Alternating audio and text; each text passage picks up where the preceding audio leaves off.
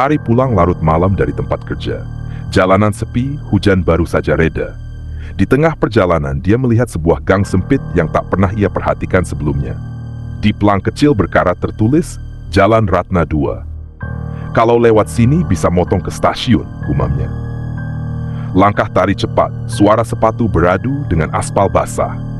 Tapi saat ia terus berjalan, gang itu terasa tak habis. Cahaya lampu di belakang mulai meredup, dan kabut tipis turun dari langit yang seharusnya cerah. Ia berbalik, tapi jalan di belakang telah menghilang. Yang ada hanya kabut dan lorong yang terus memanjang ke depan. Tari mencoba berlari, memanggil siapapun, tapi tidak ada jawaban. Tembok di sampingnya kini berubah bentuk, bukan lagi dinding bata, melainkan benda seperti kulit yang berdetak perlahan seolah hidup. "Kamu sudah masuk, tidak bisa keluar begitu saja." Suara itu bergema di kepalanya, bukan dari luar. Tari jatuh terduduk, napasnya terengah. Di ujung lorong muncul siluet manusia, tapi tubuhnya aneh. Tinggi, leher terlalu panjang, dan matanya menyala merah. Makhluk itu bergerak tanpa suara, meluncur bukan berjalan. Tari bangkit dan lari, tapi tiap belokan hanya membawanya kembali ke tempat yang sama. Lorong ini adalah lingkaran, dan dia sedang diburu. Tari bersembunyi di balik pintu tua yang tiba-tiba muncul. Di dalamnya ruangan seperti kamar, tapi semua furnitur terbalik, dan dindingnya penuh tulisan tangan. "Jangan tidur di sini. Kalau dia menyentuh, kamu akan lupa nama sendiri.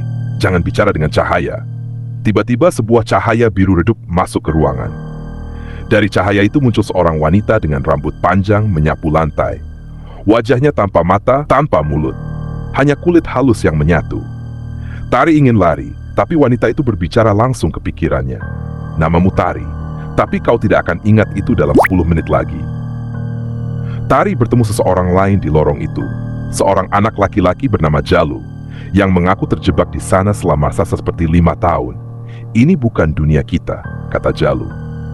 "Ini bayangan dunia yang lupa, tempat jatuhnya roh-roh yang hilang arah." Jalu menunjukkan peta yang ia gambar dengan darah sendiri, jalur-jalur yang telah ia lewati. Tapi tak satu pun berujung keluar. "Ada satu jalan keluar," bisik Jalu. "Tapi butuh tumbal, seseorang harus tertinggal." Tari menatap Jalu, matanya penuh rasa takut. Tapi ia tahu, lorong ini menolak siapapun yang mencoba kabur tanpa membayar harga. Malam itu, jika waktu masih berarti di tempat itu, makhluk bermata merah menemukan mereka. Jalu mendorong Tari berlari sambil berteriak, "Ambil jalan di belakang pintu cermin. Jangan berhenti, apapun yang kau dengar." Tari menuruti. Ia berlari melintasi pintu cermin yang muncul tiba-tiba. Suara bisikan dan jeritan mengikuti dari belakang. Ia terus berlari meskipun mendengar suara ibunya memanggil dari kejauhan.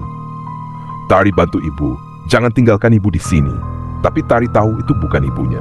Ia terjatuh dan saat membuka mata, ia kembali di gang tempat ia masuk. Langit cerah, jalanan normal. Tapi di tangan kanannya tergenggam selembar kertas lusuh. "Terima kasih. Sekarang giliranku keluar." Dan dari bayangannya sendiri, 2 kepala terlihat bertumpuk, satu milik Tari, satu lagi milik Jalu. Tari keluar, tapi tidak sendirian.